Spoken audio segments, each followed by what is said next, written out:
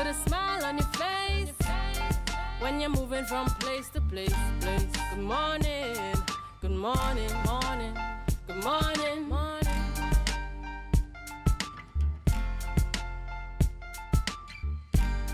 Good morning and welcome to Youth Wednesdays on the Tobago Updates Morning Show. You're viewing us live here in Portmore, Scarborough, Tobago. My name is Dwayne Ness, one of your favorite youth hosts this morning, and we are again here smack center in the middle of the week to bring you that youthful vigor, youthful vibe, and everything perspective on youth as it pertains to Tobago and all its developments. This morning I'm joined with AMPLIA Nancy. Good morning to our viewers on our varying platforms, Facebook, YouTube, and 102 on AMPLIA. And a special good morning to you, Dwayne. Dwayne, you said we are smack that in the middle of the week, but we are at the end of a long weekend. And I'm here trying to wake myself up. Unfortunately. How was your weekend, Dwayne? My weekend could have been longer. I was quite busy. It didn't feel like a long weekend to me because of all the things I had to get done, but nonetheless, I'm alive and I'm grateful that I'm here, to share with you guys and to be here, on this virtual space, just sharing everything youthfulness this morning. But we're going to go over to news in 90 seconds with Miss Natalia Nancis. Thank you, Dwayne. Here is your news in 90 seconds for Wednesday, 2nd April 2025. National Trade Union Center of Trinidad and Tobago, NATUC, General Secretary Michael Anisette defended trade unions' right to political involvement after THA minority leader Kelvon Morris criticized it. Anisette called this right non-negotiable, citing historical union leaders who shaped Trinidad and Tobago's politics. He dismissed Morris's stance as flawed and part of efforts to weaken unions. Morris, however, stood by his view, arguing unions should remain apolitical. He cited past betrayals such as the UNC's broken promises after the 2010 election, warning unions against aligning with political parties at workers' expense. PNM Tobago Council leader Ansel Dennis urged Tobagonians to scrutinize political contenders, warning against risky coalitions. Speaking at the party's prayer event, Dennis endorsed Shamfa Cudjoe-Lewis and Ayanna Webster-Roy as the best candidates for Tobago's future, highlighting the PNM's development projects. He cautioned voters against parties formed out of self-interest. Meanwhile, political analyst Dr. Shane Mohammed sees the election as a two-way race between the PNM and the Tobago People's Party, noting Tobago's historic five-party contest and emphasizing voter trust as the key factor in the outcome. In keeping with World Autism Day celebration today, Dr. Radhika Mahes, director of the Autism Support Network in Trinidad and Tobago, urged Health Minister Terence Dialsingh to reduce long wait times for autism diagnosis in public health care. She noted that delays have increased from 12 to 18 months to 18 to 24 months, hindering early intervention crucial for autistic children. Mahes called for more specialists, streamlined screenings, outreach clinics, and partnerships with NGOs.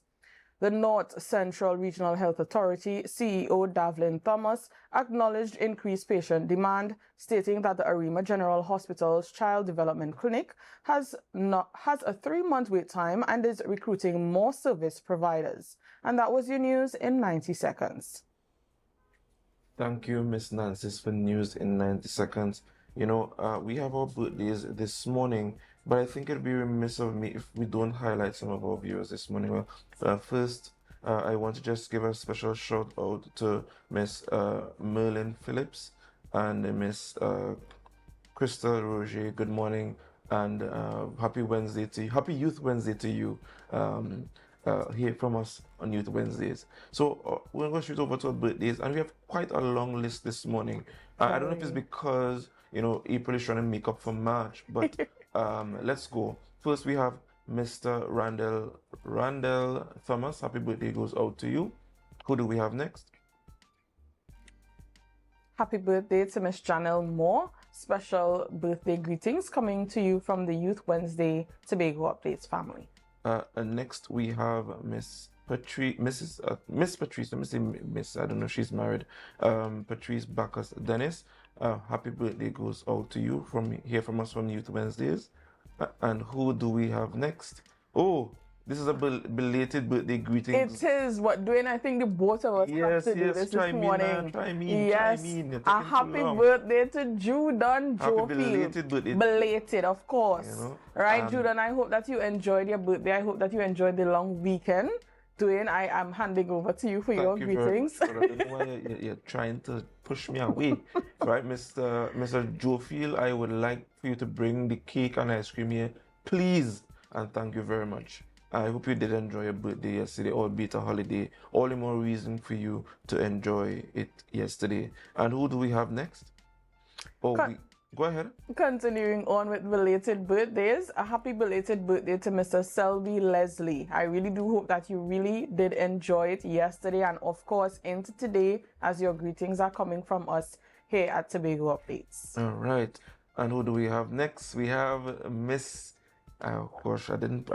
How do I pronounce his name? This is Kaylee's sister. Yes, Kalia Lewis. Right. Happy birthday goes out to you from the Tobago Updates family. And listen, not because Miss Kaylee is not here anymore, right, does not mean that you wouldn't get the love. In fact, any relative or friend of Kaylee's is a part of Tobago Updates Youth Wednesday all the time. And you know, happy birthday goes out to you on this special day of yours. Who do we have next? Oh, I need to do this one. Please, allow me, please. Thank you. I'll chime in afterwards, but I'll allow you to start on the greetings for this one. This is my beautiful, beautiful cousin and friend and neighbor. Happy birthday goes out to you, Marquise Henry. You know, I wish you all the best. Continue to grow in that beauty and that vigor and that youthfulness. And may God continue to bless you in all your endeavors. Love you very much, cuz. Marquis Gill, happy birthday. Just adding on to what Dwayne said. I know he said a lot, so I'm just going to join in saying happy birthday from me and Tobago Updates. All right. Who do we have next? You know him? I do. I recognize the face, Sherwin Sargent, hailing all the way from countryside. Yes, yes. Dwayne, I know that you are excited to tell this one happy birthday. Listen, happy belated birthday. I have not met such a I've never met somebody so wise and so calm and collected like Mr.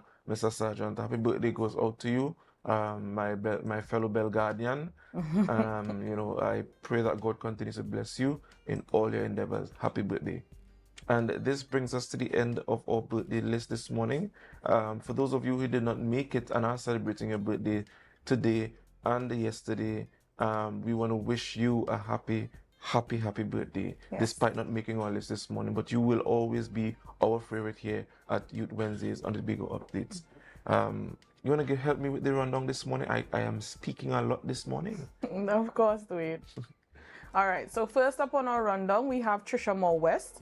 She's a principal of Westside Prep, and Abby Taylor, director of Westside Prep.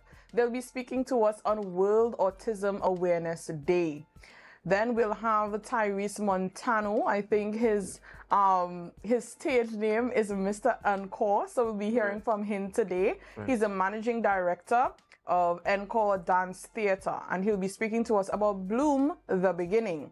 And last but not least, Miss Tanel Graham. She'll be speaking to us on health. She is the Health and Wellness founder, speaking to us on Tobago Women's Trailblazer 2025 awardee. So I'm guessing that she's the awardee. So we welcome Miss Graham on here this morning. And that is the end of our rundown, Dwayne. All right. We have to tell them one thing before we go. You have to remember to share the live, share the live, share the live. We'll be right back.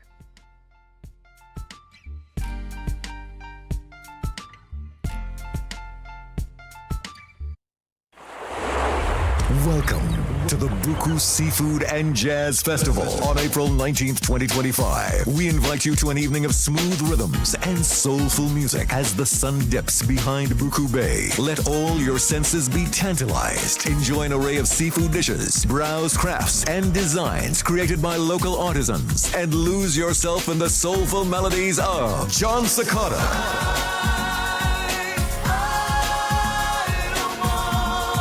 Brian McKnight, It's undeniable that we should be together. Bonnet Bigford, When the lightning quicker the waters, I the waves roll and break. Micaltasia. And the best of Tobago's talent. Get your physical tickets now. Tickets are also available online at islandetickets.com. Visit TobagoFestivalsCommission.com for more info or call 639-4441. The Buku Seafood and Jazz Festival, April 19th at Buku Integrated Facility. Tobago Rhythm and Soul Festival 2025. Feel the beat. Embrace the calm.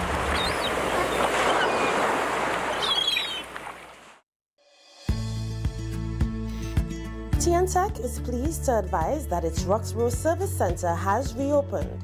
Starting Monday, 10th March, customers can once more visit the Roxborough Administrative Building to pay TNTech bills, request new connections, and more. TNTech, powering the nation into the next generation. When the game is on, you don't want to miss the best moments. With AMPLIA TV, you can enjoy our ultimate sports package and watch your favorite games on the go. Stay connected and informed with sports news, scores, and stats with AMPLIA's fastest internet speeds. Up to 1 gigabyte fiber internet, you can stream riveting football action, cricket, NBA games, and much more. With AMPLIA, it's game on. Visit amplia.co.tt or call 800-4663. AMPLIA. Do more, live more.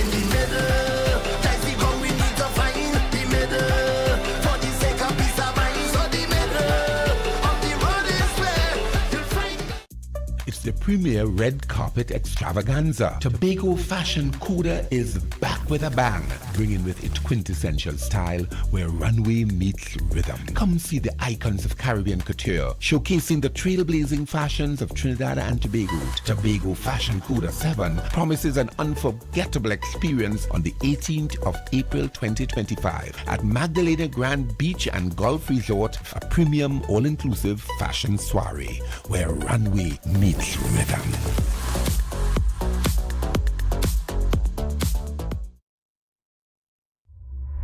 You've heard a voice on the radio, seen her in your worship, and have sung her songs during your time of praise. Sinesh. Everybody now, let's go. Sinesh comes to Tobago for Melodies from Heaven on April 17th. The Shore Park Complex alights with praise and worship from 6 p.m. for Melodies from Heaven featuring Sinesh. Samuel Maydess. You'll be the only one who's excited to call your name. Positive. Me never could have changed my mind. Blessed Messenger. Give God Jesus over your family. Renee Fortune and many more. From my head to my feet. Get your physical tickets now. Tickets are also available online at islandetickets.com. Visit TobagoFestivalsCommission.com for more info or call 639-4441. April 17th at Shore Park Complex. Melodies from Heaven. Tobago Rhythm and Soul Festival 2025. Feel the beat. Embrace the calm. Want to get better? Where to start? What kind of exercise to do? What to eat? How to get restful sleep? Need a doctor to search for root cause? Look no further. Come to Majuba Hill Lifestyle Center Foundation at our Wellness Center in Goodwood. or Food Hub in Darrow Springs, Scarborough, or Doctor's Office in Goodwood and Darrow Spring. Contact 49 Swift 4979 438. Coconut's Cafe, the buffet restaurant that specializes in all your tasty local dishes. For breakfast and for lunch. Breakfast includes coconut bake and sada roti, served with chokers, bull joil, and sausages in tomato sauce. Not forgetting beef and cheese pies, shepherd's pie, macaroni pie, and rice in various styles. Meat served in a variety of flavors, garden salads, and pasta salads. All this accompanied by fruit juices, coconut water, your choice of a great combination to appease your taste buds. So call us today to order, as we are here to accommodate your busy schedules or if you are having a cooking day off. TNTech is...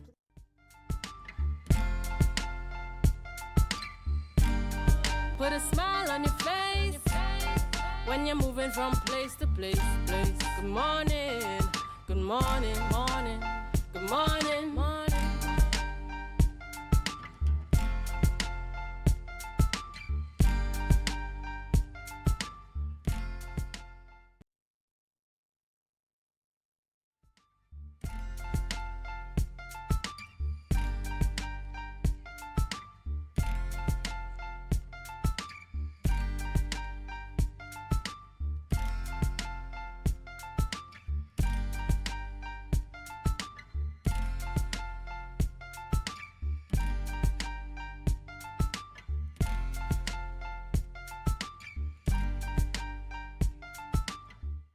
Morning and welcome back to Youth Wednesdays on the Tobago Updates Morning Show.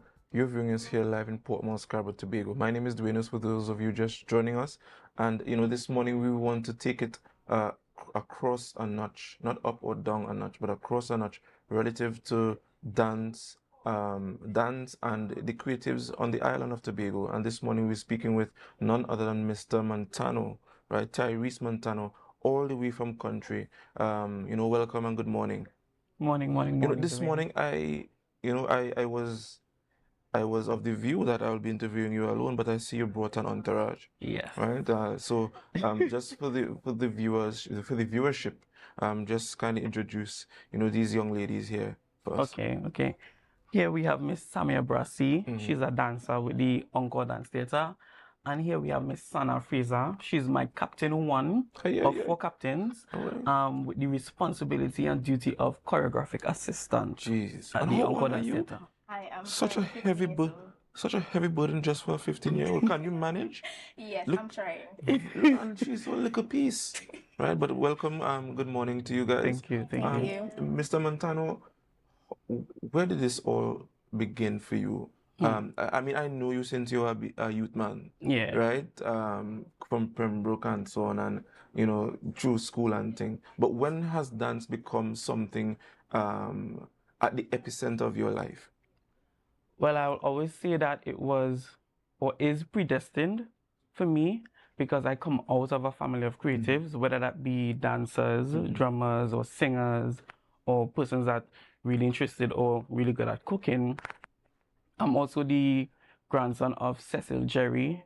He's one that pays a lot of attention to the culture and the community of Pembroke and stuff like that. So it didn't feel like much of a choice to me. I always know that this would have been my calling or my destiny. So I just decided to, follow the path. All right, and quick shout out to all those Pembroke Jerrys and, the Montanos and it'd be remiss of me if I don't shout out Usher Trotman, good morning, and Mr. Andre Fraser, good morning, right? I see you're doing great things. Oh, and when you get your chance to speak as well, you would shout out your people as well, right? So you wouldn't feel left out. All right. So let me just ask, guys. Your dance stage name is Mr.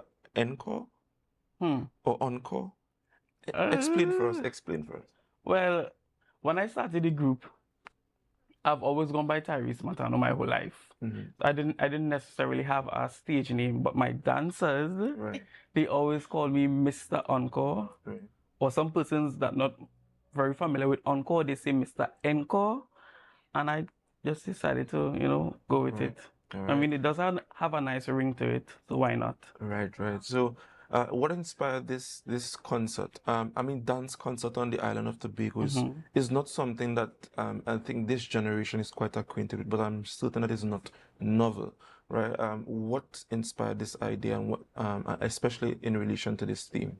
Well, for a new group, or the new kids on the block, as people might say, yes, our first year we did a lot. For our first time entrance in a lot of things, whether that be Best Village or just entering into the performing art space on a whole. Our second year, we dominated the Miss Larry, and I was just looking for something to, just bring the icing on the cake for the third year, and I see why not do a concert. It was never my intention to do a concert so early, but I'm a boy that kind of just goes with the flow and the wind, as persons might say as well. And I see that, this is going to be the year that we celebrate the journey of Encore. And what better way to do that than, put on a dance production, bloom the beginning. I'm skimming, well, I was just skimming through some pictures, and I'm thankful that, the media there is giving me some support. But these pictures are quite telling. Is this all you? All me? No. So who is behind in your team? The makeup was done by Akimo Sandy of Size Atelier. The headpieces, all of the headpieces were done by Moko House. That's Shinise Walker with assistance from Akimo Sandy as well. The photos were captured by Island Vision. Titi, that's Philbert Williams. Okay. The bodysuits were made by one of our dance moms, Mary Melville. Cloth was purchased by Miss Abraham. The floor pieces were purchased, I think we call it Fortune, down in Canaan side. And well, the girls did their thing, they brought it to life. Yeah. So I didn't get how old you were. How old are you? I'm 17 years. 17 years old. When has dancing become a thing for you? Ever since I was like 2.5. I've always been a dancer girl. Okay, all right. Is dancing also a part of your family as well? Did you come from a history of dancers? Or, it's just a TikTok thing you saw and, you became inspired and, you threw a waist there and you threw a waist there and, it became a thing for you? I wouldn't say it's not part of my family because they aren't like professional dancers, but But they could do a thing. They could move. Yeah. They could move. I understand. I wish I had that in me, but I'll get there someday. But just anybody you want to shout out? I shout out Miss Fraser, I think. My mommy. Right. Keep going. Alita Waldron. All right. She's right on time. All right. My daddy. I hope he's watching this. Yeah. I told him. Listen, if you're not watching it. Of course, yes. Right, Teran Brassi, that's the name. All right. So, Miss Fraser, given this, laudable title, of being a choreographer, right? What has been the journey? What has the journey been like for you? Right. I know you've been dancing with this group for some time. Where did it begin for you? So I've been dancing since 2019. My passion started in 2019, and I joined Encore in 2023 around the April time. And ever since, I've just fell in love with choreographing. I've been home choreographing dances that I've never uploaded. Sometimes I will be on my Instagram page just making TikToks.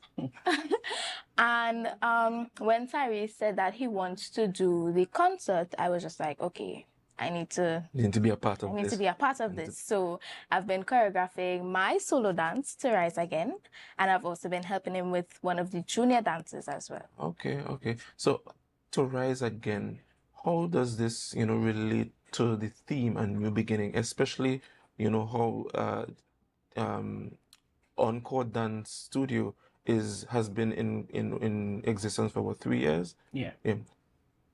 So Bloom, the beginning, is about growth. It's about development, how the group progressed over the past 3 years.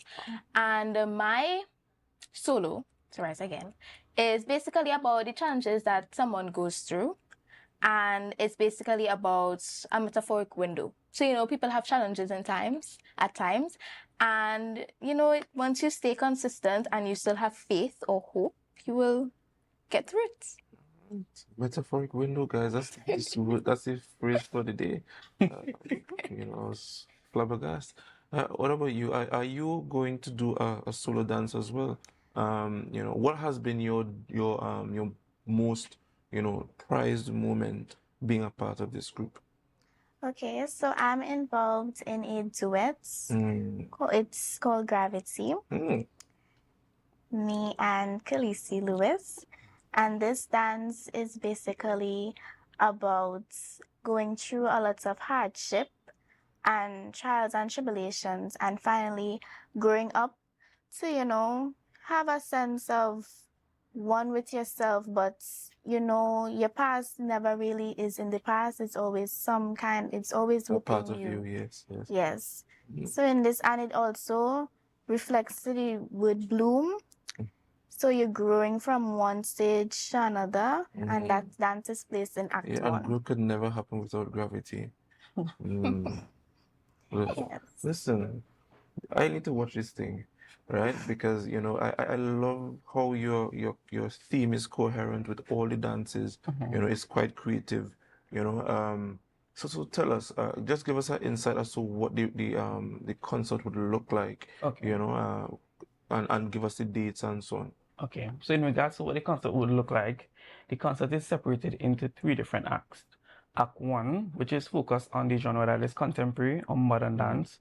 That is where all the emotional pieces and deep pieces are placed. Act 2 is a Tobago vibe. That is strictly folk from beginning to end. Act 3 is where even more vibes is placed. That is Afrobeats, that is hip hop, that is sass hop, or like whatever we want to call it. That's what all the vibes is. The concert is on April 13th at the Shore Park Cultural Complex from 7 p.m.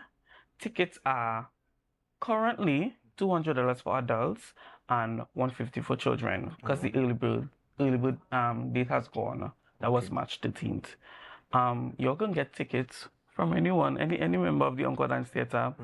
We don't have a specific place, you know, call, message, and we'll meet up and get the ticket onto you. And you could also purchase tickets via Island e-tickets, as we have tickets on sale as well. That's very good. So just before you go, just share with the viewers your Instagram handle, your Facebook page, contact information, and just rehash the event for those who are interested. Okay. Our Instagram handle, Encore Dance Theatre, that's encore.dance.theatre. My Instagram handle is Mr. Encore with 3 E's. Tamia is Tamia_B. And then we have here 2 underscores to begin. And Sana G. All right, and you have a TikTok. You say you have a TikTok. People like TikTok. You can tell us, share them with the TikTok is the same thing, 2 underscores and Sanachi. All right. So guys, I want to thank you very much for being here this morning. You guys are gorgeous, right? Thank you. You know, all keep on doing the good work, right? And all the best in your schooling as well. Make sure this does not affect your schooling, right? I have my belt. Don't give me reason to use it, right? Mr. Montano, I want to thank you for being here this morning and sharing, you know, helping to put Tobago on the map with this event. Guys, this brings us to the end of this interview. We go for a break and we'll be right back. Remember to, all help me, share the life, share the life, share the life.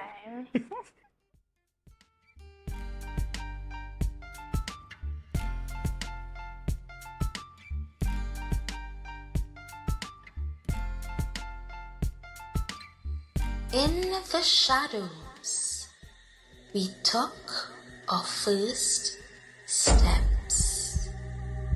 Dreams ignited, no fear of regrets. Through every challenge, we found our way. With passion and courage, we seize the day. We rise, we shine, like flowers in the light. Together we grow, reaching new heights. This is our moment. Our journey unfolds. In the heart of Encore, our story is told.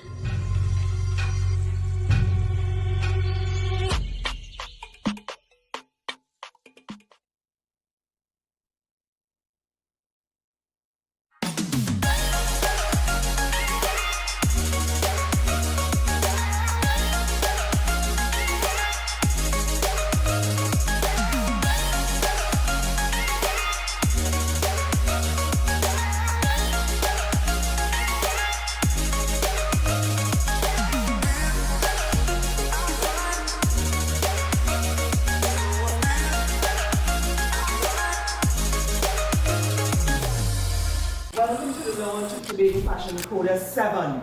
We are so happy to be here.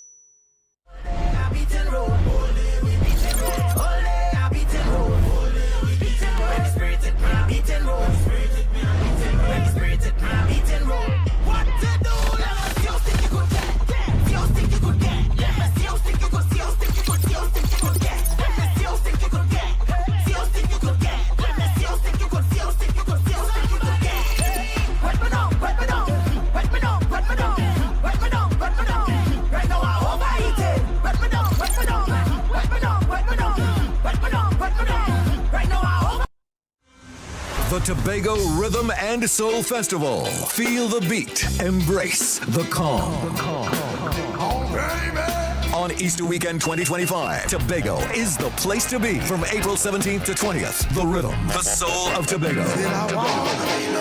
On Thursday, April 17th, get ready for a worship experience at the Shore Park Complex with Melodies from Heaven. Melodies from Heaven. Then on Saturday, 19th April, immerse yourself in the sun, sea, and sand at the Buku Seafood and Jazz Festival, featuring legends of R&B. On Sunday, 20th April, we bring the curtains down at Parade Grounds, Dwight York Stadium for Fusion. Get your tickets on islandetickets.com now or visit TobagoFestivalsCommission.com for more info. Tobago Rhythm and Soul Festival 2025. Feel the beat. Embrace the calm. So guys, there are some new developments in housing in Tobago. So it's goat racing time. This is 116, the show that keeps you in the know with all things Tobago House of Assembly. Each week, 116 delivers a fun and engaging overview of the latest developments, achievements, activities, and events of our dynamic assembly. So join me. Let's dive into the Tobago House of Assembly's Week in Review right here on 116.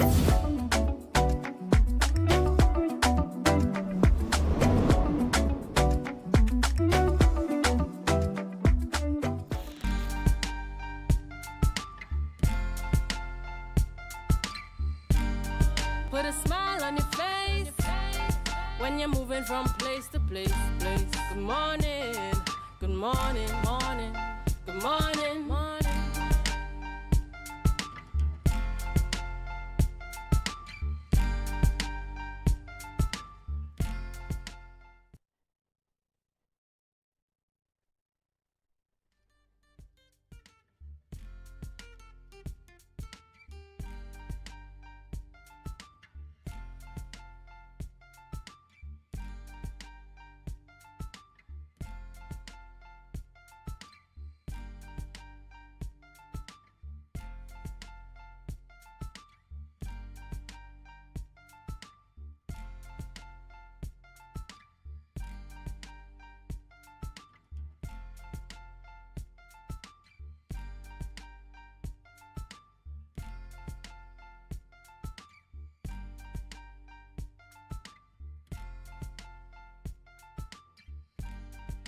Good morning to our viewers and welcome back to Youth Wednesdays on Tobago Updates live here in Port Mall in Scarborough.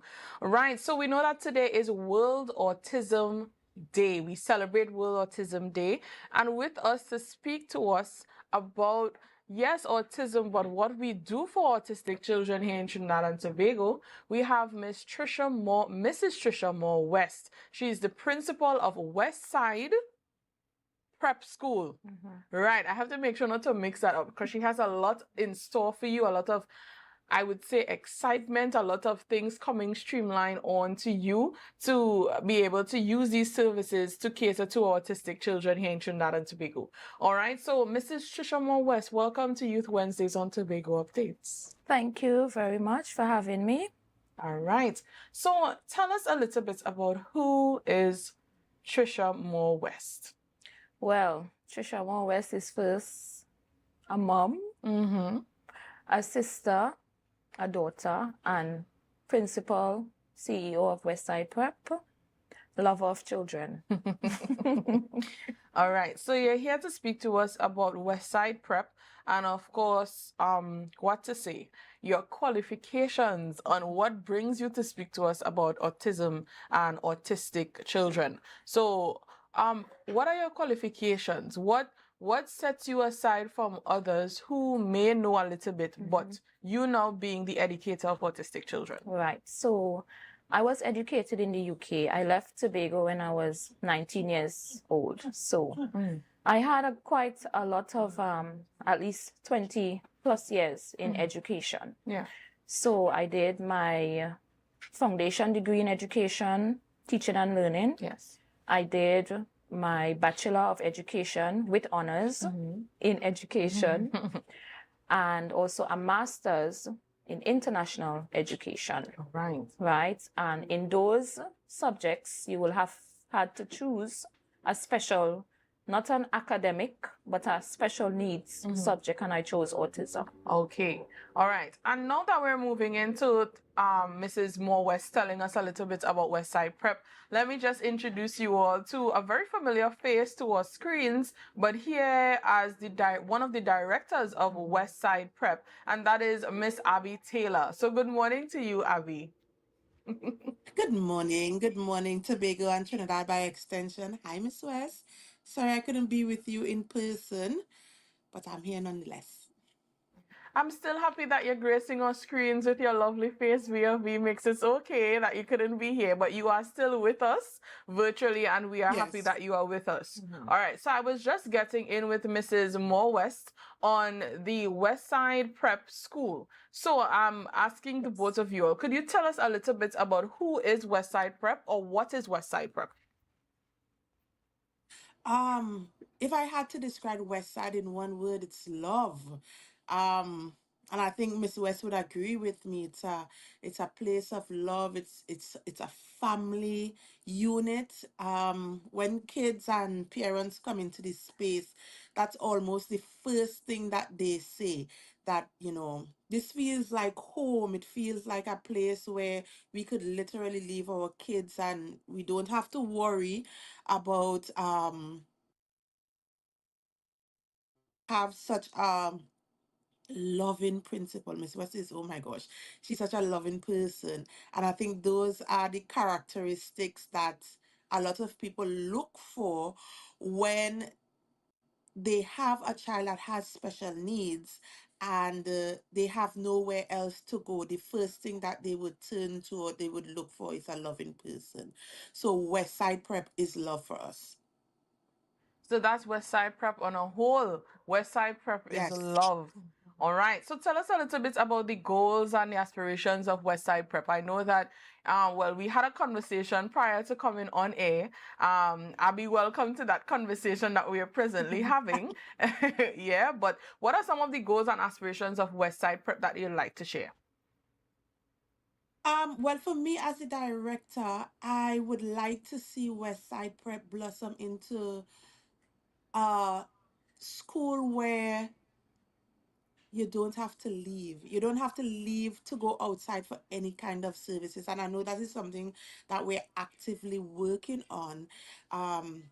Like our first cohort parents would have said, they wish that their kids could have just stayed until high school, because we have built that relationship with our parents, and we have given that commitment to our students that we are always going to be there.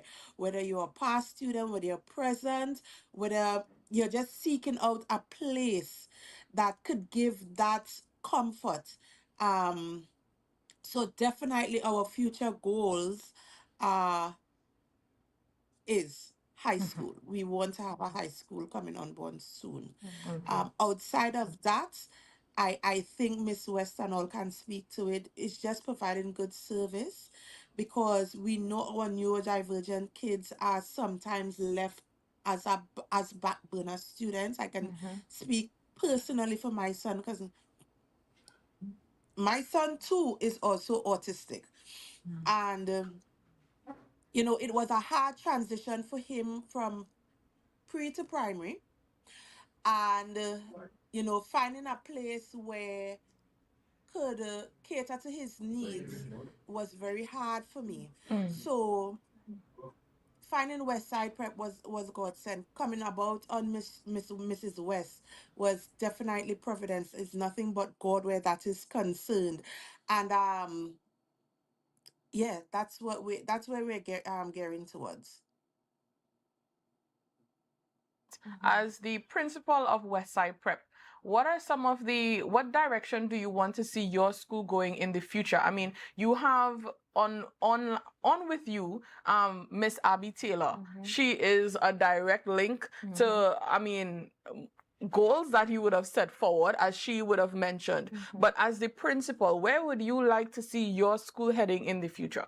Right. So as Abby would have mentioned that, in the future, we don't want our children, we basically cry when they graduate and they have to go off. And so it would be nice to have a secondary school, right? A secondary school that caters for the same inclusiveness that we do in the primary. Also to have a kind of collaboration with the education system. Yes. The Division of Education, and possibly expand to the education in Trinidad and Tobago. All right. Okay, so we're speaking about an expansion, you said, to Trinidad and Tobago. But we're looking at our present schools who are, I would say that they have this goal of trying to train the teachers to deal with the autistic children in the classroom.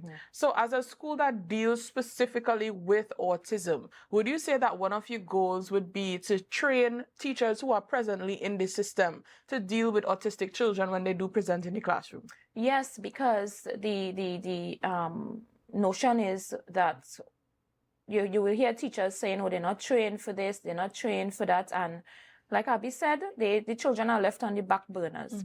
So I'm not talking about training for teachers just like a short course. I'm speaking about when they do a degree or anything to do with education, they would incorporate that training, proper training into their course, right? Into their degree. So whether it's autism, ADHD, all these different, all these different stuff, so that the teachers will be equipped to help the students and they could reach their full potential. All right. So Miss Taylor, Abby, would have mentioned that one of the goals would be high school in the future. So who does Westside Prep currently cater to, and what level can you actually introduce your children into the program at Westside Prep? Well, we are a very integrative school. We don't see separation. We don't see, as a matter of fact, Miss West has trained not just our teachers but our parents to don't say or see special needs. Our kids are normal, average, well equipped and capable children. So we are very integrative.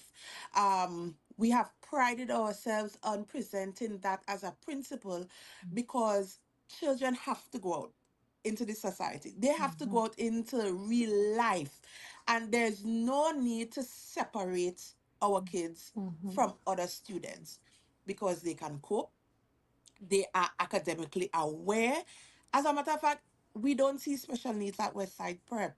you Right. know, because we understand that at the end of the day, when they turn 18, when they are finished with school, they have to be integrated into society. So why not start now? Okay. All right. So, Miss Taylor, we know you in a different sphere other than being the director of one of the directors of Westside Prep.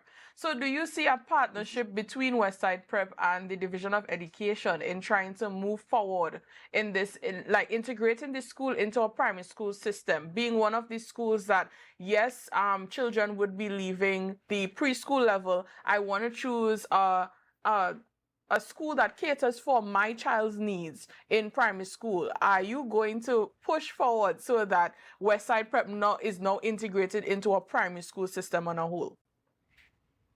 Well, we will get there one day. Yes. We are taking our time in building out who we as a school and as an institution. Um, of course, there are some things that we are doing in the background to get ourselves to level. And that's why I said we would get there one day. No doubt about that. Not with a principal, with like Miss West. She's a go-getter, she's a pusher. So we're definitely going to reach that level someday. But for now, we are concentrating on building programs that cater to our children. We are concentrating on developing our parents because our parents too struggle, sometimes struggle with the notion that, hey, my kid is on the spectrum, my child is on the spectrum. How do I deal with this? So it's also a balancing act between our parents, getting them on board and getting them in the right frame of mind that, hey, my child can do this as well. And I am a testimony to that. I'm a testament to that. Where last year, I think it was around Christmas, my son, he's 8, right? And he's supposed to be in standard 2. He's in standard 1. And I had to keep him back for a year to ensure that, you know, he was at the place where he needed to be to move on from pre-K to primary, right? And I am telling you, had it not been for Westside Prep and had it not been for his personal tutor, I have to give a big shout out to her as well, Miss Nathia Tony of Tiny Fanatics, who would have cultivated an environment of learning for him. He would not be where he's at. And last year when he brought home that B, listen, tears. I was I had to make the post. And it's not because I am a director. It's because one, he's in an environment that encourages learning. Two, he's also is in an environment that is so loving and so caring. I remember when he first started, Miss West said, I was like, Miss West, I don't know. And she's like, no, Abby, Mali can do this. And she does that with every parent. So again, it's not only getting our children in tune, it's bringing our parents on board because it has to be a mental shift. You have to understand that your child can do this too, even if he's on a spectrum, even if she's on a spectrum. We don't see the spectrum, we don't see the special needs. We see a child that has potential, and we are going to foster that kind of energy into something very potent. And that's what I love about Westside Prep. All right. So just like Miss Taylor, who is actually a testament and not just a director of Westside Prep, I really do hope that parents take the initiative. I was speaking recently with one of the teachers who is specialized in special needs, and she was saying that the increase of autistic children is there. The statistical data shows from 1 in 80 to 1 in 40. So I think parents need to pay more attention to Especially that. among our boy Yes. children, Right? especially our boys. And sometimes when we see our children acting out at certain age, you have to wonder, you know, is it something like probably this child is on the spectrum and they have never been evaluated, they've never been tested, they've never been assessed, and again, it's because I had a team of people around me that took a critical eye at my son and said, Abby, maybe you should go and get him tested. And I did. And, you know, it revealed that he is on the spectrum. But his doctor also told me, she said, Mommy, I'm not going to tell you what level he's at. He's autistic. Let's deal with it. And that's the Okay. kind of mentality that we have at Westside Prep. Okay, your child is on the spectrum. No problem. We would ensure that he or she has the best education ever. Okay. All right. So thank you, Miss Taylor, Mrs. Westmore, for joining us here this morning. Before we go, I know a lot of parents hearing us, especially being we're celebrating World Autism Day. A lot of parents may be wondering, how can I be enrolled? Who do I contact? Could you share your information so that parents can be involved? Okay, so parents, the number for Westside Prep is 291-9882. That's 291-9882. So you could give us a call and we would also give you the necessary details. For registration of your child, you need to provide two passport size photo, immunization card, their birth paper, and then there's a registration fee of $500. That is to secure the child's space. Okay. All right. So, folks, you heard it here. Westside Prep is offering you that space to come and have your child learn, according to Miss Taylor, without that spectrum, And without bias. Holistic learning. It's a holistic learning environment. Learning because they do sports. We do.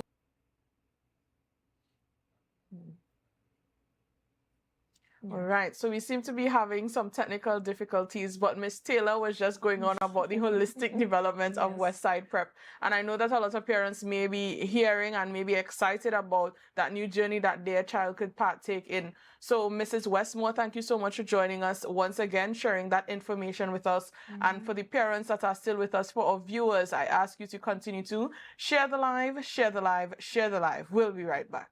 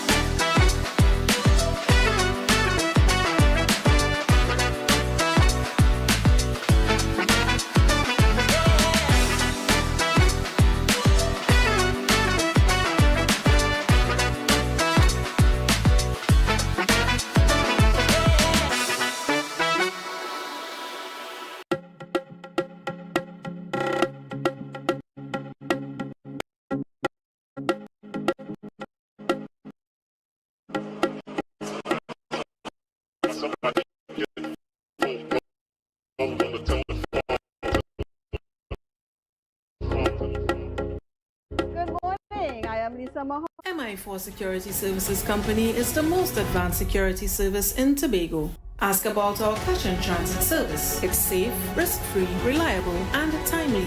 We provide safe banking delivery for all business types and sizes with highly trained staff, 24/7 monitoring, coordinated emergency response, and a well-maintained fleet of armored vehicles. Contact us at 660-7723 or visit our website at www.mi4securitytt.com to sign up today.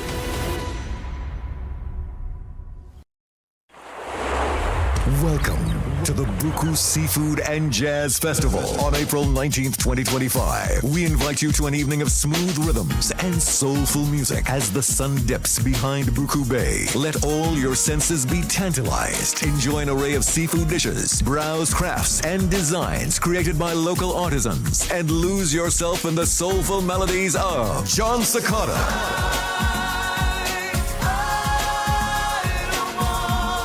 Brian McKnight, undeniable that we should be together. Bonnet Bigford, When the lightning crack the waters and the waves roll and break. Mikal Tasia, Whereas I go, without you, my side. and the best of Tobago's talent. Get your physical tickets now. Tickets are also available online at islandetickets.com. Visit TobagoFestivalsCommission.com for more info or call 639-4441. The Buku Seafood and Jazz Festival, April 19th at Buku Integrated Facility. Tobago Rhythm and Soul Festival 2025. Feel the beat. Embrace the calm.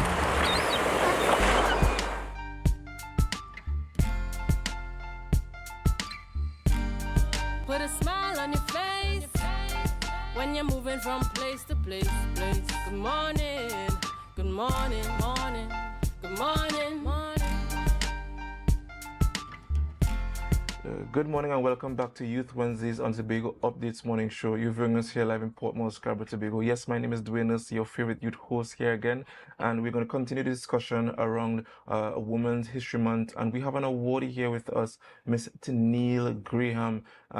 She was recognized, she and her organization was recognized, and we're going to have a discussion with her about her recognition and her organization. Good morning and welcome to you. Good morning. How Thank are you you for this having morning? me. I'm good. All I'm right, very good. Good. Just tell us about yourself. Your name resonates with me because I am acquainted with your brother. Your brother has quite the social media presence, right? Is that a good thing? It's a good thing. Okay. It's a good thing. It's a good thing. Theon? Yes. Yes, yeah. So just tell us about yourself. Sure. And what you do and so on. Okay. Hi, everyone. My name is Tennille Graham. I am a child psychologist. I founded a company that surrounds mental health for children and youth, adolescents, and their well-being. It was founded in 2020. Really? Since then, I've seen quite a few clients. I've been able to advocate more for young people and their mental health in Tobago. Wow, that's really, really good. It's so interesting that your organization was founded in a time where children really needed that kind of cushion, that kind of space, for because COVID did quite an ordeal on the minds of our children, but I don't want to continue this conversation without congratulating you, right? Congratulations on your award. Thank you. What was that like for you, though? I felt great. I felt really, really great. Unfortunately, I was not able to accept the award in person. However, just knowing that I was awarded just made me feel... Did it come out of nowhere? Because your expression is like, I wasn't expecting this. I was just doing my thing. I founded my organization. I wasn't in competition with nobody but myself. I just doing my thing, and here came this award. Partly. It felt like that because, again, I was not presently available on the day. Right. I had to ask a colleague to go for me. Sherman, thank you so much for doing that on my behalf. I really appreciate everything that you do for me and Imaginable Life. But yes, I was not there and I was really, really out of it. I was not well on the day. So it was only until later in the evening, probably around 9 o'clock, I found out I was awarded. And then I was sent pictures and videos that I was given the award. So it was... Yes, you're right. It was a bit of a surprise. Yeah, it gives that, and I really love your picture. Listen, I don't know if they call your head. Listen, you have to wear these colors and so on. Yeah. And this is in commemoration with the Women's History Month. Just share a bit about that and the award itself, if any information at all. And how that came So the award, as you can see here on the screen, is the Tobago's Trailblazers Award in the category of health and wellness. Right. So this is actually the first year that they did an award ceremony, giving any sort of awards for women. They typically do have the event, Yeah, but they don't give awards. They don't give awards. So this was the very first time that this was given. Wow, and are you the only Tobagonian that received this award, or as far as you are aware? As far as I'm aware, again, I was not present to see everything that was happening, but as far as I'm aware, this was the first, so I know, yes. Right. What is founding an organization like, being a woman, being a professional, and how has this award, further, give you encouragement to, just to be a trailblazer, as the award would have be so themed?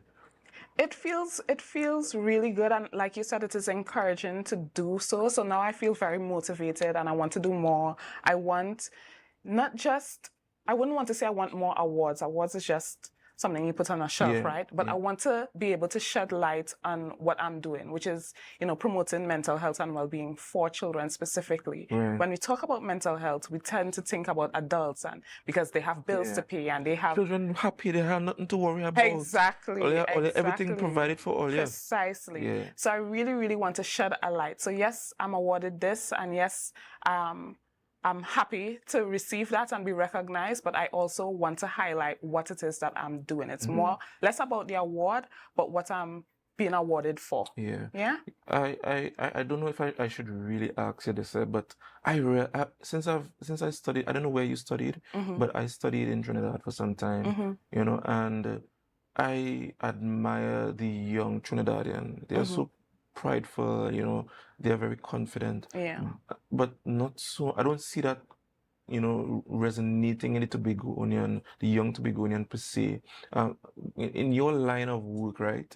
Do you think that your organization could help, sensitize, especially parents, in terms of their bringing up a confident and well-rounded child?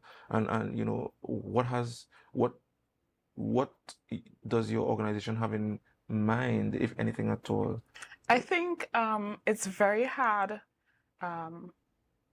being Tobagonian. I think that we tend to devalue ourselves and not, push through, I think that we aren't really given much of a platform to advocate for our organizations and our businesses. And like you said, like Trinidadians have a lot more, I would say not a lot more, there's a pride, but I've been seeing it growing.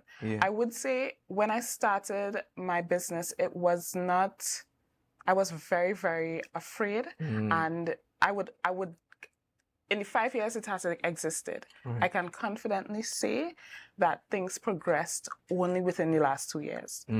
People weren't taking mental health seriously. And I think Tobagonians go by word of mouth. You could market, you could put it all over social media, the radio, TV. Unless they see a friend or a family member that it has been proven for or worked with, then they'll be like, oh, you should go by Miss Graham. She does really good work. And, then I've been able to, because of my clients, I really appreciate my parents for, spreading my name. And even some doctors I've been working with have been able to promote me and say, yes, she's good, or she's, helped me or helped my child in certain situations. So through that, business has grown.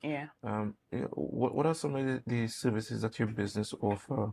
When we think about mental health, we think of it in such a broad perspective, but nothing specific and nothing important. And I think that is why we overlook the importance of it. What are some of the services your business offers? Right. So at present, we do counseling. So we do counseling for children, teens. We also do family therapy, and as well as behavioral therapy. So I know they were speaking about persons on the spectrum or children on the spectrum. So we do work with some children who are autistic or have ADHD, Down syndrome. So those are some of the persons that we work with, in addition to atypical children. Women's International Day and Women's History Month is, celebrates women empowerment. Do you see yourself as one of such woman that, you see yourself as empowering and inspiring? If not, I'll be greatly disappointed in you. Oh gosh, well then I'll just have to tell you what you want to hear. To some extent, sometimes we don't really know what we're doing until after. Like in my devotions, funny you said that, because in my devotion this morning, it was about living in the moment and not waiting until time passed and you look back and like, oh, that was actually good. Yeah. I was happy then, you know what I mean? So I'm trying to be appreciative and grateful for where I am now and recognizing what I am doing and being proud of myself, you know? So as of now, I'm not saying I'm there yet, but I am definitely trying to be and recognize that I am making a difference. I am helping persons. I am empowering the youth and young women. And hopefully I am some sort of positive role model. I'm hoping. I don't know anybody who said I am. I don't think anybody will be sending people your way, children your way, if you weren't. That's you true. know, Yeah. so much to be celebrated, and we see why the award was given to you. You know, congratulations again. Thank but you. before we you know, go on to some, you know, closing questions, who awarded you this? Who gave you this award? And where did this award come from? So this was done under the Office of the Prime Minister through the Gender and Child Affairs Division. So every year they have, well, in the past they did a market that was empowering, that did women empowerment, and they would have a symposium, they would have promote female entrepreneurs, and I was able to take part in that. And this year they had the women's award ceremony for All right. So the Office of the Prime Minister under the Gender and Child Affairs Unit was responsible for this award. Yes. That's really good. That's really good.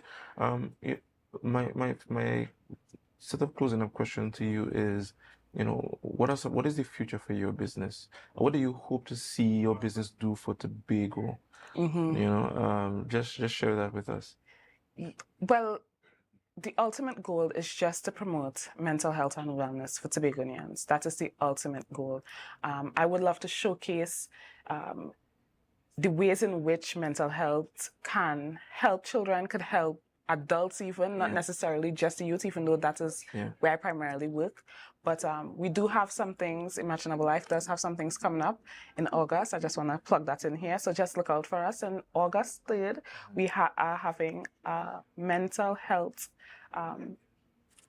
fair, so to speak. Well, it's more of a fair. It's called Wellness Wonderland. So it will be, you know, a lot more details will come out as we progress. It's still in the developmental stages, so So, Ms. Graham, unfortunately, this brings us to the end of our interview this morning, right? However, before you go, I know you have a social media handle. That's the only social media handle that I might know. But if there are others, kindly share your business page as well for those who might be endeavoring your service. Go ahead. Yes, so you can contact me via Facebook or Instagram at Imaginable Life. That's just it, at Imaginable Life. Or you could also call WhatsApp the number 463-0716. All right, Miss Graham, thank you again and congratulations. Continue doing the great work in the Tobago space and helping putting Tobago on the map. Guys, this brings us to the end of Youth Wednesdays on Tobago Updates morning show, smack center in the middle of the week, to bring you that youthful vibe, youthful perspective all the time, right? Just remember to share the live, share the live, share the live. Have a great day, be safe on the road, and we go over to GMT. Good Morning Tobago with Candice Jackson.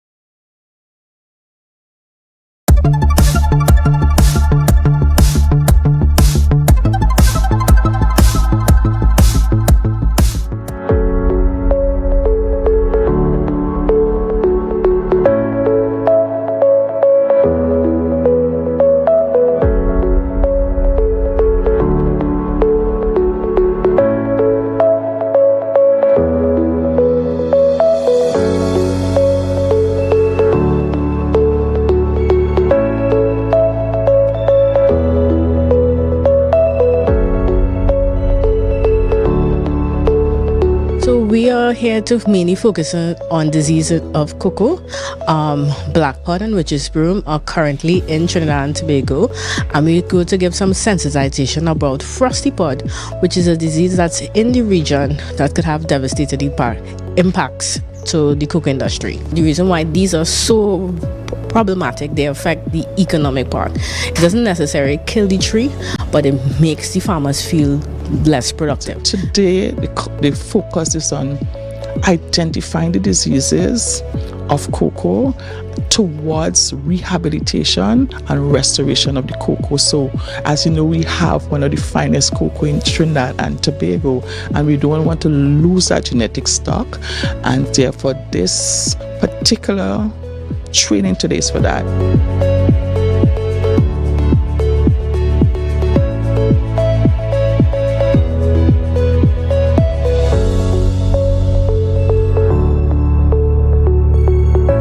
I believe it's important to renew your information and to be up to date with what is taking place. And we learned that the frosty pod disease is just in our neighboring Venezuela, so it's to be out for that particular disease and to know what to do in the event that it gets here. So this workshop or training will help facilitate, refreshing the knowledge that officers have and putting things in place so we can get these cocoa seeds back up and running, back up at production, optimal production at that.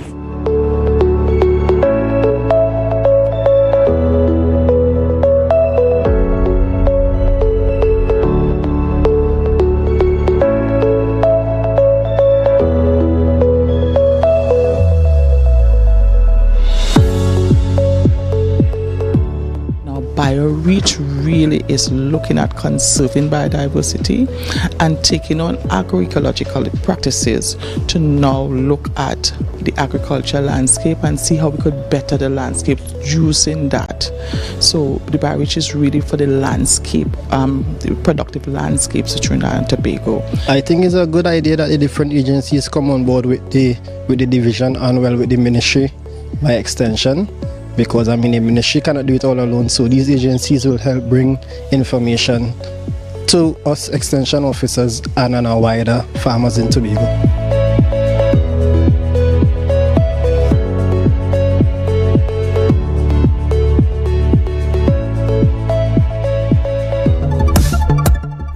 That was a production of the Department of Information, Office of the Chief Secretary, Tobago House of Assembly.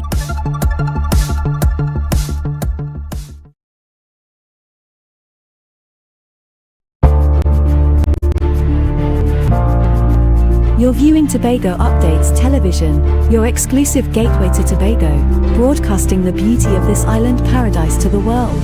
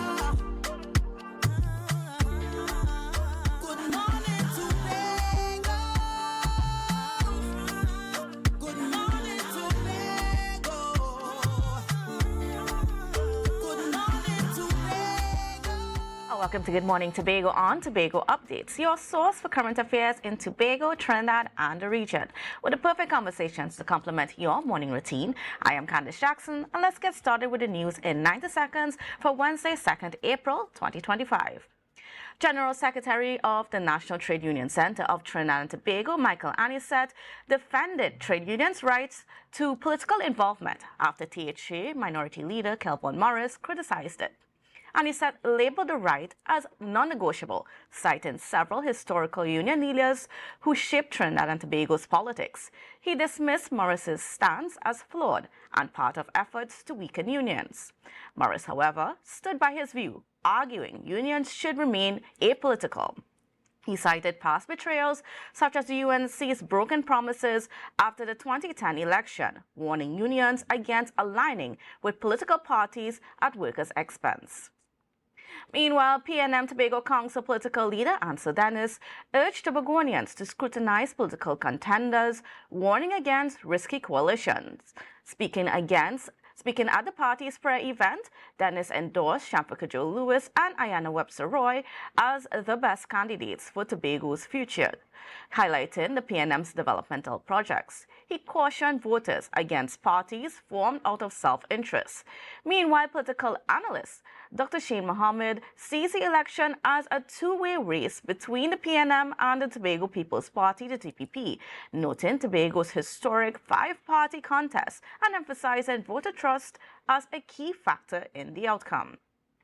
And finally, in keeping with World Autism Day celebration today, Dr. Radhika Mahes, the director of the Autism Support Network of Trinidad and Tobago, urged Health Minister Terence Dial Singh to reduce long wait times for autism diagnosis in public health care. She noted that delays have increased from 12 to 18 months to 18 to 24 months, hindering early intervention crucial for autistic children.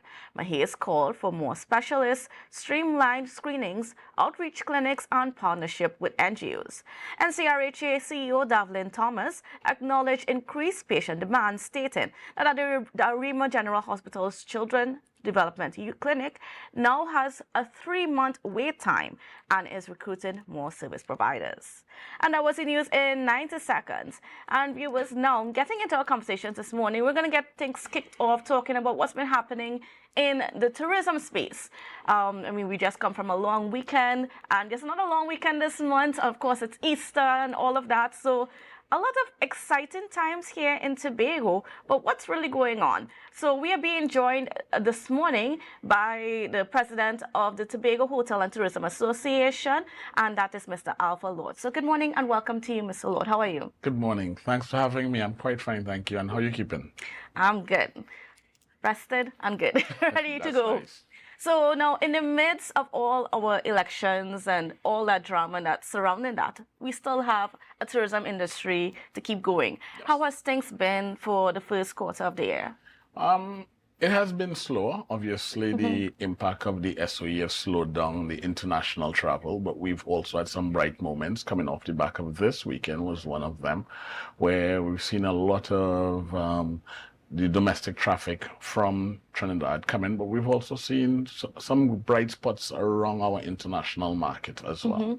What can we expect, as the year continues? So, and I guess hopefully we will hear later on this month the official end of this SOE, because of course Parliament has been dissolved, so they can't go to renew it for another 3 months or whatever. Correct. So what's the prospects looking like? I think we're going to have to go back into our source markets and represent ourselves. I know there's been some communication from the various tourism authorities, TTAL here, TL in Trinidad, indicating that, we're open for business, but our international partners are here in SOE and here in Open for Business, and they're listening to the government on the SOE side. So I think we'll have to get back in there and forcefully emphasize that has gone, continue to put forward our best case for selling Tobago, and work with our partners to get reinvigorated interest in the destination, because a lot of the partners they have a responsibility to their clients who they're bringing to Tobago.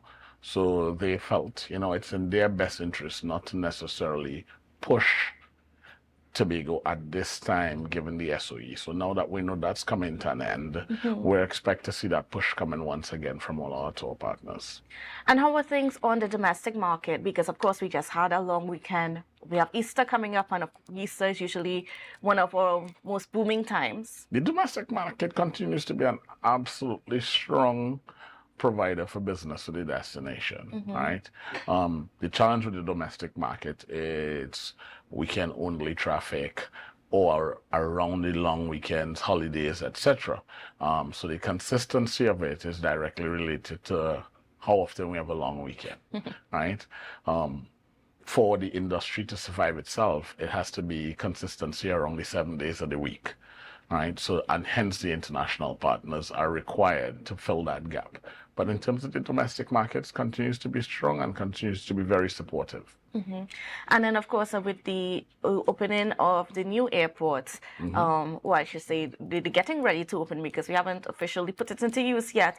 You know, I know you would have also been part of the communications going out to the different trade shows to sort of invigorate our airlift and so on, or encourage more airlift to the destination. How has that been going now that we have this new airports? Well, the new airport terminal is without a doubt a positive thing and a plus, but it's not the end all and be all of solving the situation. We have product issues in terms of we have some properties and plants on the island that definitely need to do their homework.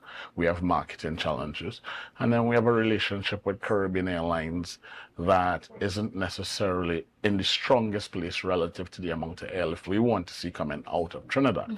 So all of these things add up to the sum total output that we're looking for from our tourism product, right? So the airport terminal is definitely going to be an enhancer to that product overall, but there are other pieces that we need to work together on as well. Now, one of the things that was said just a week ago at a plenary sitting from the Tourism Secretary, Ms. Sashir Barras, was that in conversations, they've had lots of conversations with CAL about increasing flights, whether it's domestically or even internationally. Correct.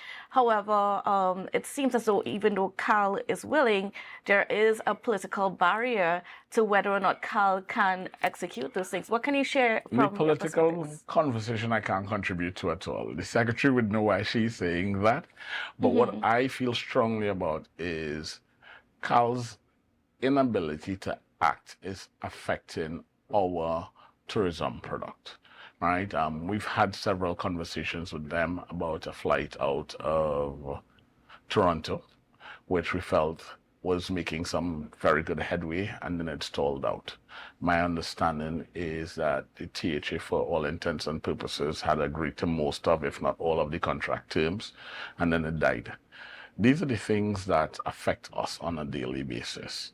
So my expectation is that CAL would somehow find its way back to the table, not only on the Toronto flight, but how it could just overall improve airlift into Tobago out of Trinidad and a couple North American destinations. So we have the JFK flight right now. I'd love to see a second JFK flight. The North American market very rarely travel for 7 days at a time. So when you have a flight that coming in 1 day for the week, it means the person is either staying 7 days or have to travel back through Trinidad, which we know can be complicated. So I think I'd love to see a second JFK flight. I'd love to see that Toronto flight come off the ground. And I'd feel a whole lot more comfortable if we can ramp back up to, if not all of the pre-COVID flights on the air bridge, at least to 80% of where we were, 90% of where we were previously. And of course, and I think every one of us here in Tobago would love to see more of those flights added Definitely. on. So, because for us, it's a lifeline. Yeah, and it does not have to be every single day of the week. It could be very strategic in that we know the weekends tend to be a little more demand, so let's increase the load on the weekends, coming in and going out, right? Until you reach a place where financially it makes more sense for you to add additional days. But the weekends is without a doubt, we need the support.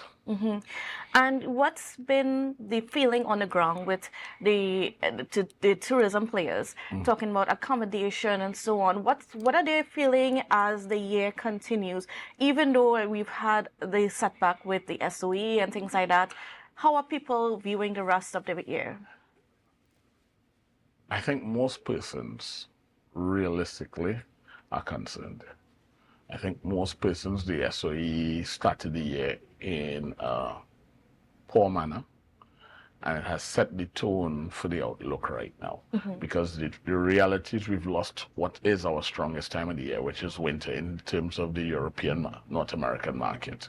And the advertising that would have been necessary during this time for the summer market didn't take place. So it's really hard to stand up here and say, well, okay, we've done the first quarter, we have 3 quarters in front of us, and we should be able to knock them out of the park. That's not possible.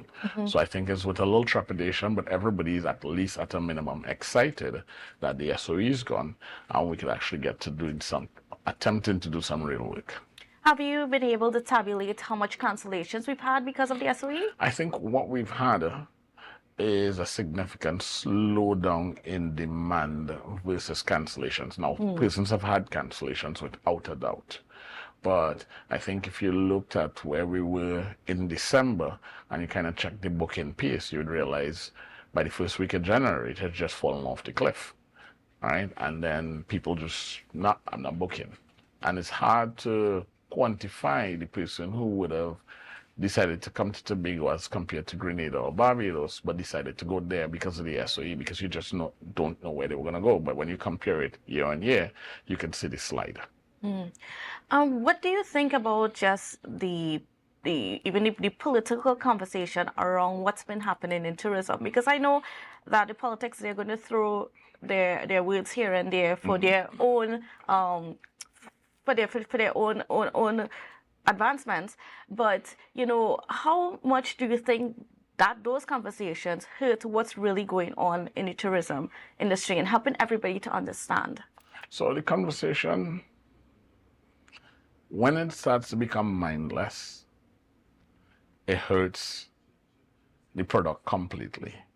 It's good to have a spirited debate to say, well, I agree with this or I disagree with that, because then people get to see different sides of the conversation.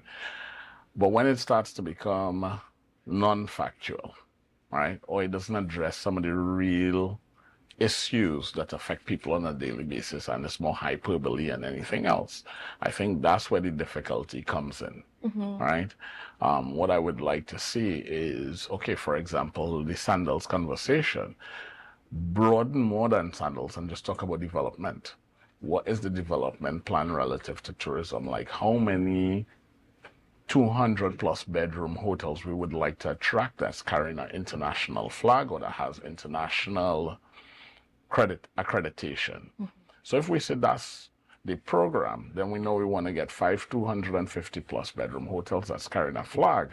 Let's have a conversation around that. If sandals happen to be one of those, great.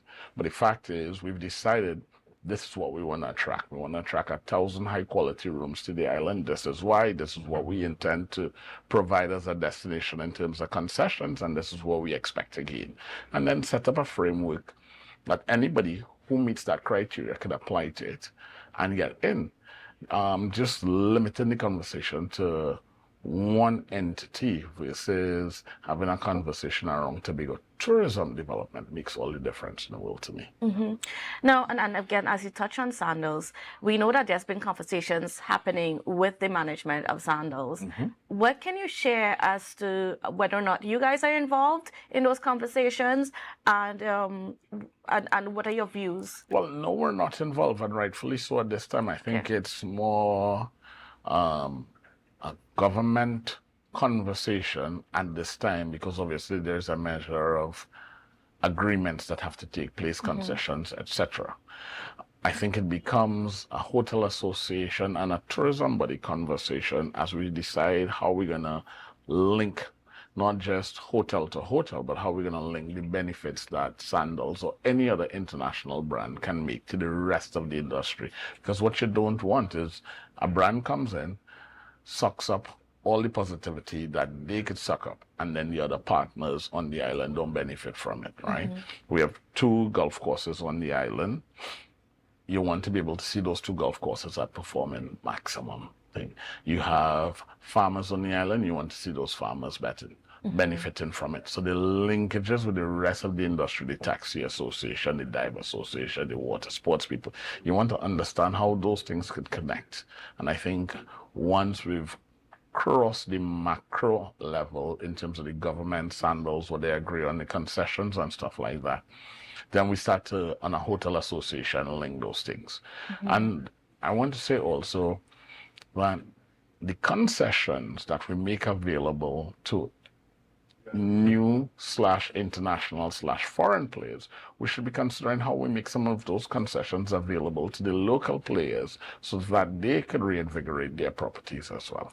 Yes, and I know one of the concerns that you've expressed in previous conversations is that a lot of the hotels here in Tobago, they're sort of at a catch-22 position where there's a lot of upgrades and so on that they have to do, but they're not being able to attract enough guests to make enough profit to reinvest into their properties. So it's like trying to decide what is the better focus. Yeah, who comes first? Which one do I do? Do I go and restore my property fully and then wait on that business to come, or do we get that business and then I restore my property, but at which point in time the customers come and not satisfied with the product? I think they kind of go hand in hand.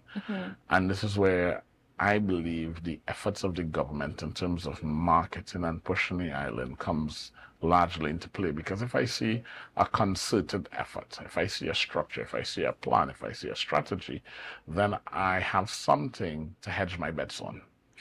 When would you say was the last time that we had such a plan in place that you all could feel confident? Going back a few years. And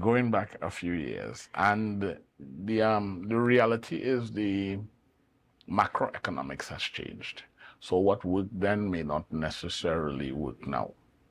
But what we know was crucial to what worked then was a steering committee of stakeholders that worked behind a single agenda. And the quite honest truth is that steering committee, especially in a small island state like Tobago, is always going to be driven by the efforts of the government.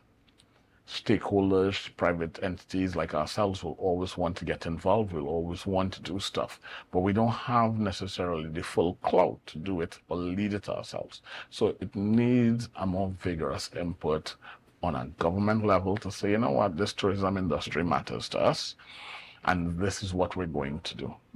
Get the stakeholders together, understand the needs. This is the committee that's going to lead this, and sets clear objectives. Especially with the conversation that's going to be happening very soon with sandals. Yeah, and let's not forget that there is an EIA in process right now for the Marriott project at Rocky Point. So based on the outcome of that, that also becomes a conversation piece, right? So now you are talking about 2 fairly international players, 2 large players. Where does the rest of the industry fit into that? How do we integrate those 2 things? How do we attract more? What is the threshold that we're trying to get to, and then say, okay, for now, this is the cap we want on development, or this is where we want the development to focus now that we've developed this area, because those 2 projects talk about the southwest of the island, right? But there's a whole island otherwise. So what is the strategy up in the east, right? What is the strategy to develop Castara more, if it needs developing more? And when I say develop, I'm not necessarily talking about infrastructure in terms of buildings, but infrastructure in terms of technology. Does it need it? You know, all these are pieces that add to the value of the island, and it should be part of some master framework.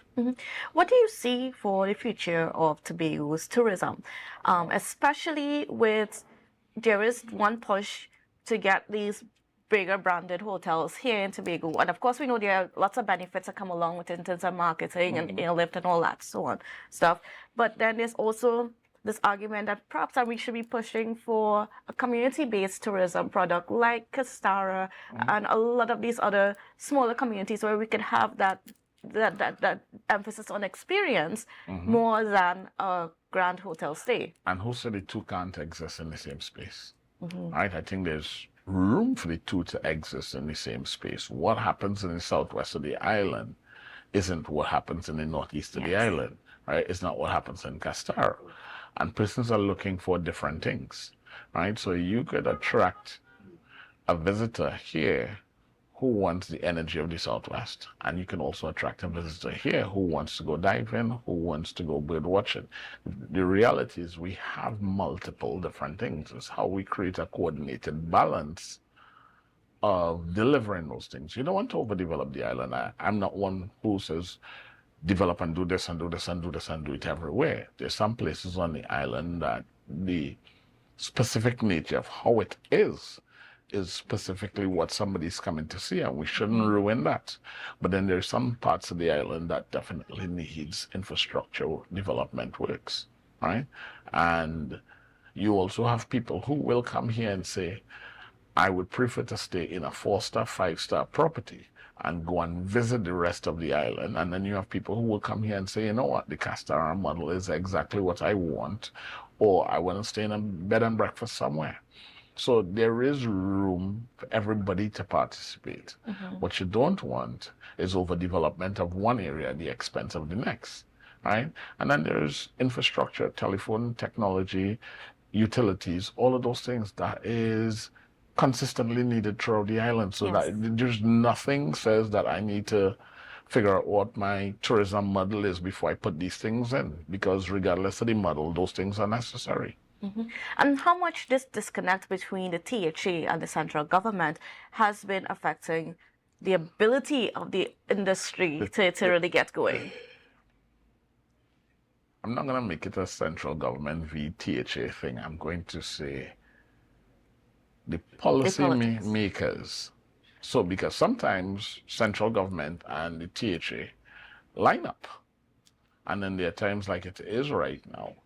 And so when you look at it when it was the same party, when you look at it as it is now, the fact is the overall strategy is missing. The overarching strategy that says this is the level or the direction, this is how we want to focus the development, that is missing. Having the branding is great, but the development to support that branding is missing. The strategy to support that, the decision of how much airlift you're going to pay for and or not pay for, all of those things come at a cost. And there's never been sufficient funding to support those things. So it's not the disconnect that exists right now, it's the absence of a strategy that everybody can agree on. Or at least, if not everybody agree on, there's a plurality of people that says this is the direction that we're going in. And then, has there been any sort of conversation, even from the central government level, after we heard at the opening ceremony, that there is more airlift that's coming into the country, but we haven't really heard anything for Tobago? I think there was a lot mentioned. I think, to be quite honest, since the opening, we've essentially gone into election footing. And you're going to hear a lot now, you're going to see a lot now. I think we're going to have to wait and see, post the election, what is actually really a deliverable that can be stood upon. Who's going to be the new government at that time, what direction they're going to go in, how they're going to engage with stakeholders. And what you've also had is, you've had a shift in leadership in terms of Prime Minister Rowley is now retired. You have Prime Minister Stuart Young in. What is his focus? What is his development agenda? All of those things that need to be examined. And given that we literally moved from A to B and then to elections, I think the reality of what is possible will be known after the elections. And as you mentioned just a little bit ago, of course, as maybe voters themselves, like, as you think about what's being said by the various political interests, the focus should not just be on deliverables, but also the strategy for tourism. Well, the reality is, outside of the THA, the next single largest employer in Tobago is the industry. Yeah. In one form or the other. And I think everybody who's impacted on a day-to-day basis by the industry should be asking, what is the strategy? How are you going to make this stronger? How are you going to make this better for me? And hear the answers that come at you. See what's realistic, what makes sense. And some of us have different perspectives. Some people want to see Tobago remain in a particular place. And that's not to say backward or anything like that. No. Just stay pristine, stay quality. I love the idea of the amount of greenery that you see in Tobago on a consistent basis. So I don't want to see that go away, right? I love the drive to go up to Charlottesville. I don't want to see that become overdeveloped.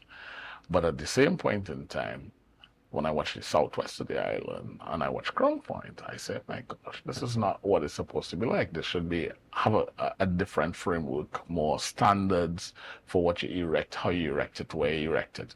So I think anybody who's affected by or impacted on a daily basis by the tourism industry should be asking themselves, what is the strategy here, right? And how do I align to it? Am I hearing the right thing from X or am I hearing the wrong thing? All right, so definitely certain things to consider as we go forward.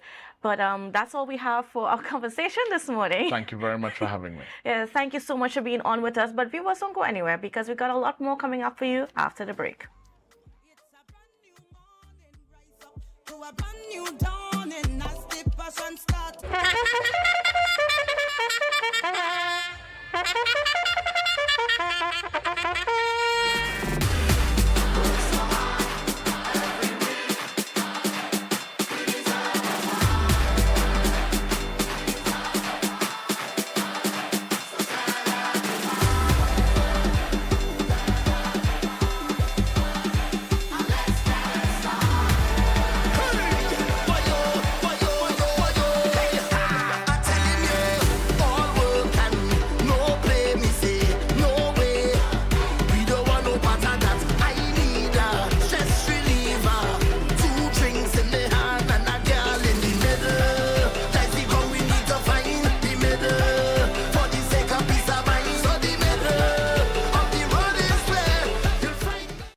Security Services Company is the most advanced security service in Tobago.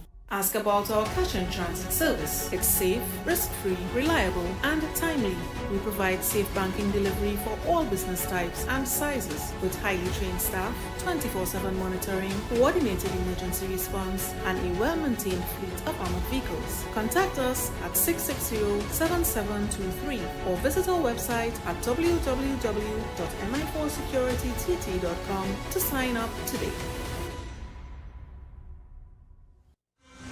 The Tobago Rhythm and Soul Festival. Feel the beat. Embrace the calm.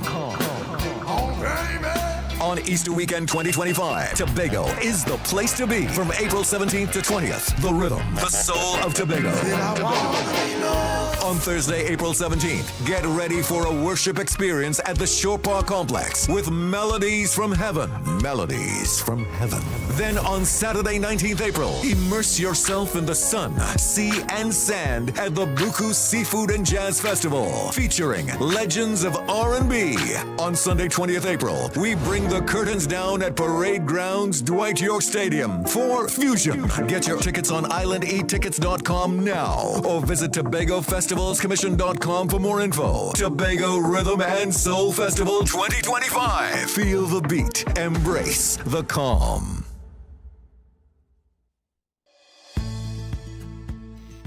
TNTech is pleased to advise that its Roxborough Service Center has reopened.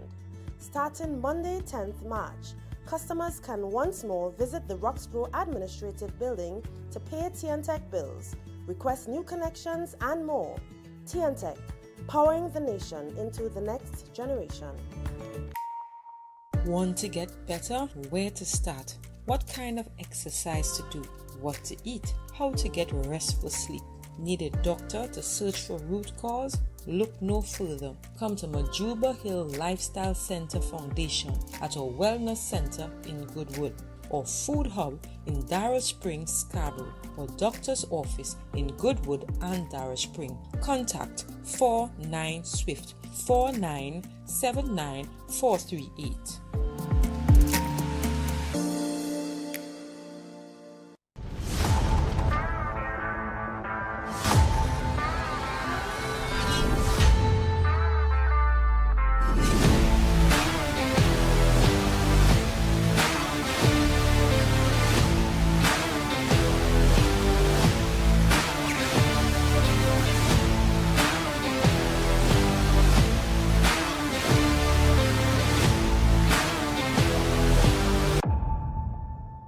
Tobago Glass Supplies has been a leading name for over 37 years in the glass and aluminum market in Tobago. We provide an extensive range of high-quality, innovative aluminum and glass products for commercial and residential use. Competitive prices with superior and professional services by committed employees who are guided by rigid quality standards. Tobago Glass Supplies specializes in the manufacture and installation of glass and aluminum products that are essential to today's homeowners and the business environment. We are engaged in marketing, sales, and installation of a variety of products. These ranges from windows and doors to necessities such as mirrors for homes and vehicles, designed and manufactured in-house or imported.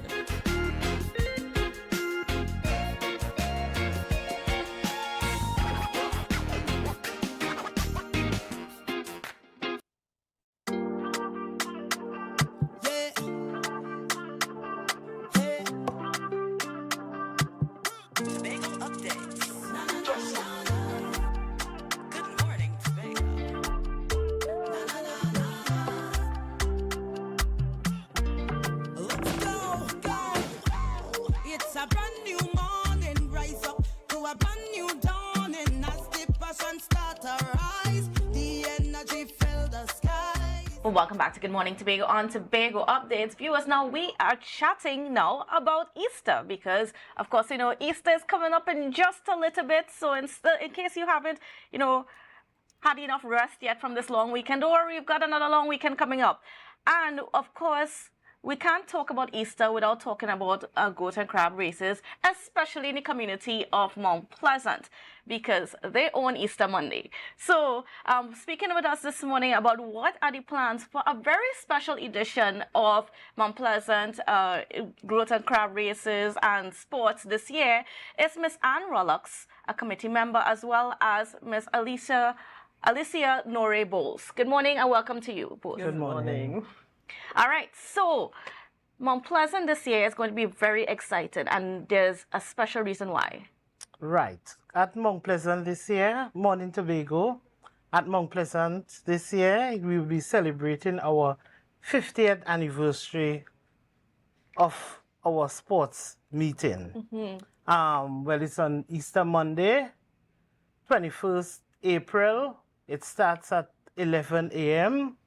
Entrance to the grounds, $60 for adults, $30 for children, and the pavilion is $100 per seat.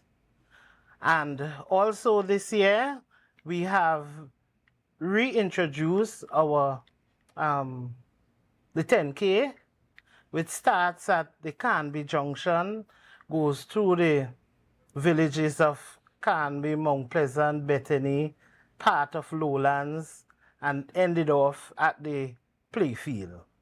Also, we'll be having other track races, the goat races, and Easter bonnet. We also will be having a car display.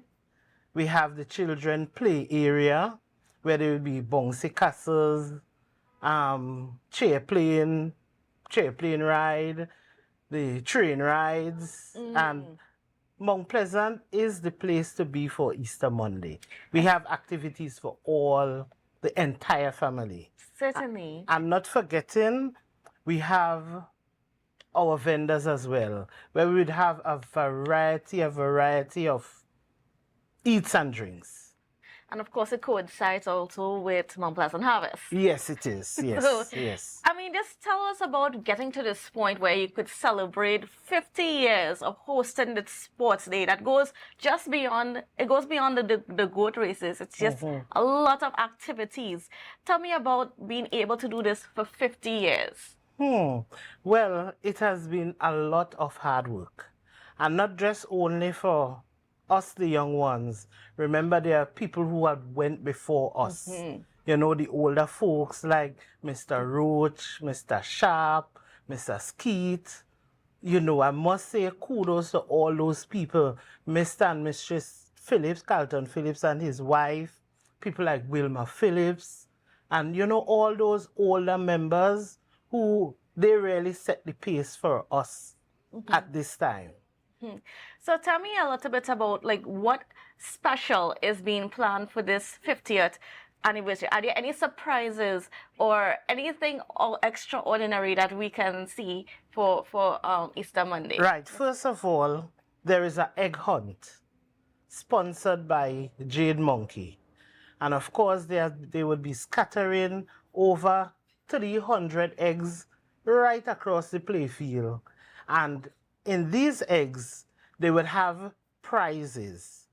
And once you find that egg, once you locate an egg, there would be a Jade Monkey tent where you would go to that tent to redeem your eggs. And of course, there are prizes such as they have a lot of bicycles to give away, and for all age groups. So you can win a bike from an egg? Yes, yes. That's awesome, right? And what else is being planned? Go ahead. Okay, so I am here to speak about the Bonnet Parade, right? So the Bonnet Parade, we have different age groups for the Bonnet Parade, right? We have the Babes in Arms. It actually starts from the Babe in Arms 0 to 5 years. So if you have that kid that's not even yet walking, you can bring them. You can bring them in your pram. You can hold them in your hand. So we have them from that age group, 0 to 5 years. We also have 6 to 9 years as the other age group that we have. We also have 10 to 12 years. And we also have the couples under 12, which can be a boy and a girl, right? So so the Easter bonnets, so they come, they dress up in their nice hats and their bonnets and the baskets, and they come and they take part on Easter Monday. So we just put your creativity on and bring the kids down. Don't keep them at home. Bring them down. It's a fun-filled day for the kids. Bring them down, have them looking cute. You don't have to be no expensive stuff. They can recycle. Take your stuff from home, your old plates, your old CDs. Make something nice and beautiful and dress the kids up and bring them down on Easter Monday. It starts at 3 o'clock, but we need them there at 2 o'clock, right? And we have registration is on right now every Monday and Thursday at the community center. You can come, get your registration form, and sign up for the Bonnet Parade. And you know what's been interesting about the Mount Pleasant community is that it's one community that's been consistent in keeping that Bonnet Parade alive every Easter. Yes, and plus there are so much nice prizes to be won. The prizes, we have like first place prize for Babe in Arms that goes at $700. We have the 6 to 9 years first prize, $800. We have the couples, $1,200. So it's attractive prizes we have here for the kids. So bring them down. Mount Pleasant is the place to be on the 21st of April. Will we have any special artists coming to the day? Well, we have reached out to some of the artists, but we doesn't have any confirmed artists as yet.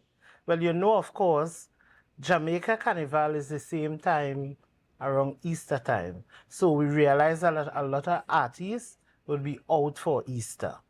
So by next week, we should have a confirmed artist for the after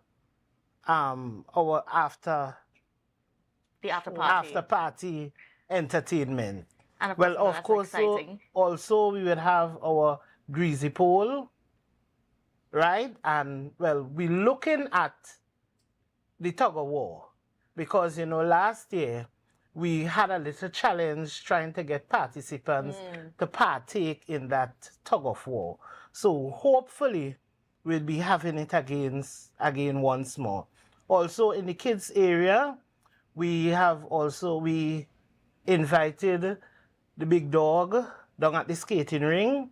So, you know, they would be there with their activities as well, the bull rides and, you know, riding of the mechanical bull.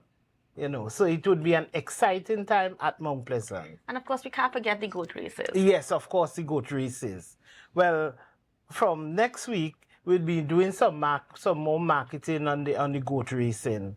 Of course, you know, we want to say thanks to some of our sponsors, B-Mobile, Radio Tambourine, Netco, Mount Pleasant Credit Union, Progressive Credit Union, and, you know, just to name a few, Radio Tambourine. You know, we really want to say thank you to all the sponsors who have been with us for the 50 years. Yes, and certainly, and what a legacy of being able to keep this around for 50 years and hopefully 50 more. Yes, yes. Right? So, so tell us, you know, once again, as we're getting ready to wrap this morning, you know, when and where should we go to celebrate 50 years of goat racing? Right. That place to be is Mount Pleasant Recreation Grounds on Easter Monday, 21st April, beginning at 11 a.m. Right? And don't forget to bring the kids down for the Easter Bonnet Parade, where we have babes in arms, 0 to 5 years, 6 to 9 years, 10 to 12 years, and the couples, right? We also have the best bonnet, the best basket, and the best dress as well. And no kids goes away empty-handed. Everyone walks away with something in hand, whether you didn't place first, second, or third, every kid walk away with something in their hand. So bring them down. Easter Monday, 21st. Can be Mount Pleasant Sports. All right, great. So viewers, just make sure that you make time to come out, bring kids to be part of the Easter Bonnet Parade. And of course, you have the egg hunt where you can win bikes from an egg. Yes. So it's other exciting things happening. Come out and support, especially this community that's been trying to keep this part of the culture alive for 50 years. So let's continue that we can make sure that they can continue being around for another 50 more. So thank you again. Thank you. Thank you. All right, viewers, and that's how we're going to wrap the show this morning. I want to thank you so much for being on with us. I hope you have a safe and wonderful day, and we will see you again tomorrow. It's a brand new morning, rise up to a brand new dawn, and as the passion starts.